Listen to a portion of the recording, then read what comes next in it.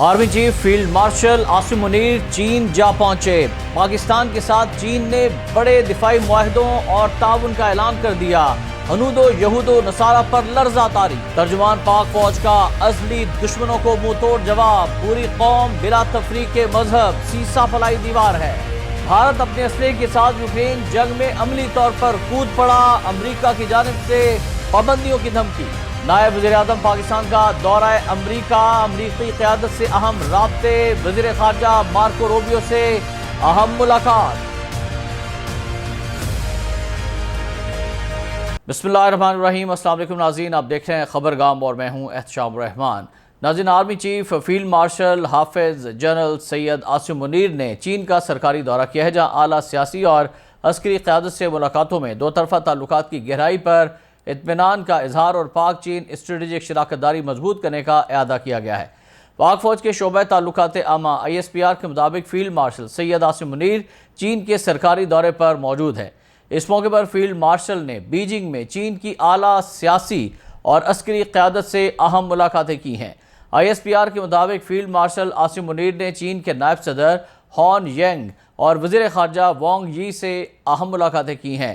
اس موقع پر پاکستان اور چین کے درمیان آہنی دوستی اور اسٹریٹجک اور دفاعی شراکت داری کی اثر نو توثیق کی گئی ہے۔ ملاقاتوں میں خطے اور دنیا کی بدلتی ہوئی سیاسی صورتحال، پاک چین اقتصادی راہداری منصوبے اور مشترکہ جیو پولیٹیکل چیلنجز سے نمٹنے کے لیے مربوط حکمت عملیوں پر تبادلہ خیال کیا گیا ہے۔ دونوں جانب سے دو طرفہ تعلقات کی گہرائی پر اطمینان کا اظہار کیا گیا۔ ISPR کے مطابق ان ملاقاتوں میں خود مختار، کثیر الجہتی تعاون اور طویل مدتی علاقائی استحکام کے عزم کو دہرایا گیا ہے۔ چینی قیادتیں پاکستان کی مسلح افواج کو جنوبی ایشیا میں امن کی ضامن اور ایک مضبوط فوجی قوت قرار دیا ہے۔ فیلڈ مارشل عاصم منیر نے چین کے نائب chairman central military commission CMC general Yang Yu Jia, people's liberation army PLA کے سیاسی کمشنر جنرل چن ہوئی اور PLA آرمی کے chief of staff lieutenant general Kai Yi سے اہم ملاقاتیں کی ہیں۔ PLA آرمی ہیڈ کوارٹرز پہنچنے پر chief of army staff field marshal Asim Munir کو گارڈ آف آنر پیش کیا گیا، جو دونوں مسلح افواج کے درمیان دیرینہ دوستی کی علامت ہے۔ فیلڈ مارشل کی چینی عسکری قیادت سے ملاقاتوں میں دفاعی اور سیکورٹی تعاون پر تفصیلی تبادلہ خیال ہوا ہے۔ انسداد دہشت گردی کے لیے مشترکہ اقدامات، باہمی تربیت، دفاعی جدیدیت اور ادارہ جاتی روابط کو مزید مضبوط بنانے پر تفصیلی گفتگو کی گئی ہے۔ فریقین نے ہائبرڈ اور سرحد پار خطرات سے نمٹنے کے لیے آپریشنل ہم آہنگی اور اسٹریٹجک تعاون کو بڑھانے پر بھی زور دیا ہے۔ چینی عسکری قیادت نے پاکستان کے ساتھ دفاعی شراکت داری پر مکمل اعتماد کا اظہار کرتے ہوئے علاقائی امن کے فروغ میں پاکستان کے کلیدی کردار کو سراہا ہے۔ فیلڈ مارشل عاصم منیر نے چین کی مستقل حمایت پر شکریہ ادا کیا اور فوجی شعبے میں تعاون کو مزید وسعت دینے کے عزم کا اعادہ کیا ہے۔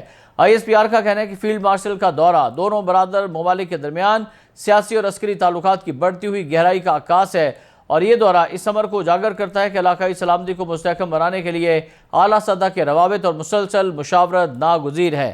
ناظرین، پاکستان چین دوستی اور آرمی چیف کے دورہ چین کے بعد خاص طور پر ہمارے ازلی دشمنوں بھارت، اسرائیل اور امریکہ کو آگ لگ گئی ہے، اور ان کی نظریں اس دورے کے نتائج اور اس سے حاصل ہونے والے پاکستان کو دفاعی فوائد پر مرکوز ہو گئی ہیں۔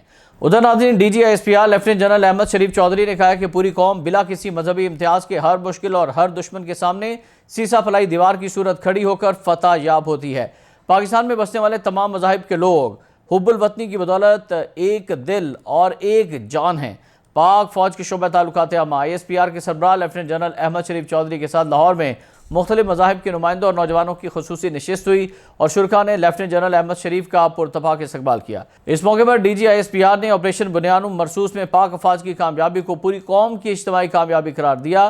انہوں نے کہا کہ ازلی دشمن کو قومی یکجہتی اور اتحاد کی وجہ سے اپنے مذموم مقاصد میں ہمیشہ مایوسی کا سامنا ہوگا۔ وطن عزیز کے روشن مستقبل کے لیے نوجوانوں کا کردار سب سے اہم ہے۔ ترجمان پاک فوج نے کہا ہے کہ پوری قوم بلا کسی مذہبی امتیاز کے ہر مشکل اور ہر دشمن کے سامنے سیسا پلائی دیوار کی صورت کھڑی ہو کر فتح یاب ہوتی ہے۔ پاکستان میں بسنے والے تمام مذاہب کے لوگ تاریخ، قومی نسب العین اور حب الوطنی کی بدولت یک دل اور یک جان ہیں۔ ان کا کہنا تھا کہ پاکستان ایک امن اور ترقی پسند ملک ہے اور بین المذاہب ہم آہنگی قومی طاقت کی اساس ہے، اور دشمن کو قومی یکجہتی اور اتحاد کی وجہ سے اپنے مذموم مقاصد میں ہمیشہ مایوسی اور شکست کا سامنا ہوگا۔ لیفٹیننٹ جنرل احمد شریف چودھری نے کہا کہ وطن عزیز کے روشن مستقبل کے لیے نوجوانوں کا کردار سب سے اہم ہے اور آپریشن بنیان مرصوص کی تاریخی فتح پر افواج پاکستان کو خراج تحسین پیش کیا۔ ناظرین، آپ کو بتائیں کہ ایک طرف فیلڈ مارشل دورہ چین پر ہیں، سرکاری دورہ ہے، اور دوسری جانب نائب وزیر اعظم اور وزیر خارجہ اسحاق ڈار سرکاری دورے پر امریکہ میں ہیں اور انہوں نے آج اہم ملاقات کرنی ہے امریکی ہم منصب مارکو روبیو سے۔ جب تک یہ ویلاگ آپ دیکھ رہے ہوں گے تو مے بی پاسبل کہ یہ ملاقات شروع ہو چکی ہو یا ختم ہو چکی ہو، اور اس میں جو ایجنڈا بتایا گیا ہے پاک امریکہ تعلقات کے اہم پہلوؤں پر تبادلہ خیال ہونا ہے، اور ترجمان دفتر خارجہ کے مطابق پاک امریکہ وزرائے خارجہ کی ملاقات میں دو طرفہ تعلقات کو مضبوط بنانے، بالخصوص تجارت، سرمایہ کاری اور اقتصادی تعاون پر توجہ مرکوز رکھی جائے گی۔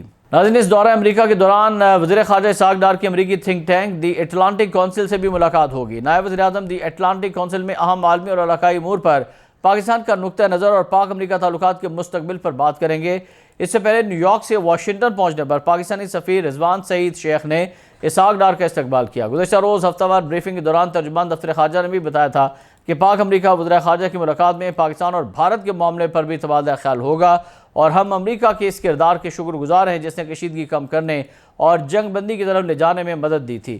اسحاق ڈار اقوام متحدہ کی سلامتی کونسل میں پاکستان کی صدارت کے دوران نیو یارک میں ہونے والی سرگرمیوں میں شرکت اور واشنگٹن میں دو طرفہ ملاقاتوں کے لیے امریکہ کے دورے پر ہیں، اور پاکستان اور بھارت کے درمیان تنازع حالیہ مہینوں میں اس وقت عالمی توجہ کا مرکز بنا تھا جب 22 اپریل 2025 کو مقبوضہ کشمیر کے علاقے پہلگام میں ایک حملے میں 26 افراد مارے گئے تھے، جس کے بعد بھارت نے پاکستان پر الزام عائد کیا تھا۔ مئی میں دونوں ملکوں کے درمیان ایک مختصر مگر شدید عسکری تصادم ہوا تھا اور بھارت نے پاکستان میں 7 مئی کو فضائی حملے کیے، جس کے جواب میں پاکستان نے آپریشن بنیان مرصوص کے تحت بھارتی فوجی تنصیبات کو نشانہ بنا کر رون ڈالا تھا، اور یہ جھڑپیں 1971 کے بعد سب سے شدید تصور کی جاتی ہیں۔ اس ممکنہ جنگ کو روکنے کے لیے امریکہ نے سفارتی کردار ادا کیا تھا، جس میں وزیر خارجہ مارکو روبیو اور نائب صدر جے ڈی وینس نے دونوں ممالک کے درمیان ثالثی کی اور 10 مئی کو جنگ بندی کا اعلان کیا، جسے اسلام آباد نے امریکی کوششوں کا نتیجہ قرار دیا تھا۔ شفقت علی خان نے کہا تھا کہ ہمارا موقف ہے کہ مسائل کو سفارتکاری اور پرامن ذرائع سے حل کیا جانا چاہیے، اور ہم اس پر قائم ہیں۔ ہم تمام ممالک کے ساتھ نیک نیتی سے رابطہ رکھتے ہیں اور بھارت کو مذاکرات کی میز پر آنے کی دعوت دیتے رہے ہیں تاکہ مسائل کا پرامن حل نکل سکے، لیکن اصل سوال یہ ہے کہ بھارت کون سا راستہ اختیار کرنا چاہتا ہے۔ انہوں نے کہا تھا کہ جہاں تک پاکستان کا تعلق ہے ہمارا موقف واضح ہے، ہم نے امریکہ کی ثالثی اور حالیہ بحرانوں کے خاتمے میں اس کے کردار کو تسلیم کیا ہے اور اس کا شکریہ ادا کیا، لیکن بالآخر فیصلہ اب بھارت کو کرنا ہے کہ وہ کیا پالیسی اختیار کرتا ہے اور کیا چاہتا ہے۔ وہ جیسی پالیسی اختیار کرے گا پاکستان اسی طرح اسے منہ توڑ جواب دے گا۔ ادھر ناظرین، بھارت نے عالمی پابندیوں کو نظر انداز کرتے ہوئے خفیہ طور پر روس کو ہتھیاروں میں استعمال ہونے والا خطرناک دھماکہ خیز کیمیکل HMX فروخت کیا ہے، جو یوکرینی شہریوں پر برسنے والے میزائلوں اور راکٹوں میں استعمال ہو رہا ہے۔ یہ انکشاف بین الاقوامی خبررساں ایجنسی رائٹرز نے، جو کہ برطانیہ کی خبررساں ایجنسی ہے، بھارتی کسٹمز ڈیٹا کے ذریعے کیا ہے، اور دسمبر میں بھارتی company ideal detonators private limited نے تقریباً $14 لاکھ مالیت کا HMX روس بھیجا، اور حیرت انگیز طور پر یہ مواد 2 ایسی روسی کمپنیوں کو فراہم کیا گیا جن کے براہ راست تعلقات روسی دفاعی صنعت سے ہیں۔ ان میں سے ایک کمپنی پروم سینٹیز وہی ادارہ ہے جس پر حال ہی میں یوکرین نے ڈرون حملہ کیا تھا۔ یاد رکھیں کہ HMX ایک ایسا دھماکہ خیز مواد ہے جو میزائل، ٹارپیڈوز، راکٹ موٹروں اور جدید فوجی ہتھیاروں میں استعمال ہوتا ہے، اور امریکی وزارت دفاع اسے روسی جنگی مشین کے لیے انتہائی اہم قرار دے چکی ہے اور کسی بھی ملک کو اس کے لین دین سے سختی سے منع کر رکھا ہے۔ بھارتی کسٹمز کے ریکارڈ اور سرکاری اہلکار کی تصدیق کے مطابق دونوں کھیپیں روس کے شہر سینٹ پیٹرز برگ میں اتاری گئی ہیں۔ رپورٹ کے مطابق پہلی کھیپ، جس کی مالیت $4,05,000 تھی، روسی company high technology initiation systems نے خریدی، جبکہ دوسری کھیپ جو $10 لاکھ سے زائد کی تھی وہ پرم سینٹیز نامی کمپنی نے وصول کی۔ دونوں کمپنیاں روس کے جنوبی علاقے سمارا اوبلاست میں واقع ہیں، جو قازقستان کی سرحد کے قریب ہے۔ HTIS نے اپنی ویب سائٹ پر اعتراف کیا کہ وہ دھماکہ خیز مواد کی تیاری کرتی ہے جو زمین دوز اور زمینی تعمیراتی منصوبوں میں استعمال ہوتا ہے، اور اس کمپنی کا دعویٰ ہے کہ یہ اسپین کی کمپنی میکسم کی ذیلی کمپنی ہے جس پر امریکی سرمایہ دار ادارہ رون کیپٹل کا کنٹرول ہے۔ بھارت کی جانب سے بھیجی گئی یہ خطرناک دھماکہ خیز اشیاء صرف فیکٹریوں میں نہیں بلکہ عام شہریوں کی جانیں لینے والے ہتھیاروں میں تبدیل ہو رہی ہیں، اور یوکرینی حکام کے مطابق پرومسینٹز جیسی کمپنیاں بھارت کے ساتھ مسلسل تعاون کر رہی ہیں، جس کے نتیجے میں روس کی دفاعی پیداوار مسلسل جاری ہے۔ ناظرین، حالانکہ امریکہ نے بارہا خبردار کر رکھا ہے کہ جو بھی ملک یا کمپنی روسی فوجی صنعت سے وابستہ ہوگی یا ہوگا اس پر پابندیاں لگ سکتی ہیں، لیکن بھارت کے خلاف کوئی عملی قدم تاحال امریکہ نے نہیں اٹھایا ہے۔ ماہرین کے مطابق امریکہ بھارت سے نجی سطح پر بات چیت تو کرتا ہے مگر پابندیوں سے گریز کرتا ہے تاکہ چین کے خلاف بھارت کو ساتھ رکھا جا سکے۔ بھارتی وزارت خارجہ نے اس حوالے سے روایتی بیان جاری کیا کہ ہم دوہری نوعیت کے اشیاء کا برآمدی نظام عالمی قوانین کے تحت چلاتے ہیں، مگر یہ وضاحت ایک ایسے وقت میں دی گئی جب عالمی برادری کی آنکھوں کے سامنے بھارت روسی فوج کو مہلک مواد فراہم کر رہا ہے۔ ناظرین، آج کی اس ویلاگ سے فی الوقت اتنا ہی۔ احتشام الرحمان کو اجازت دیجیے گا۔ اللہ حافظ۔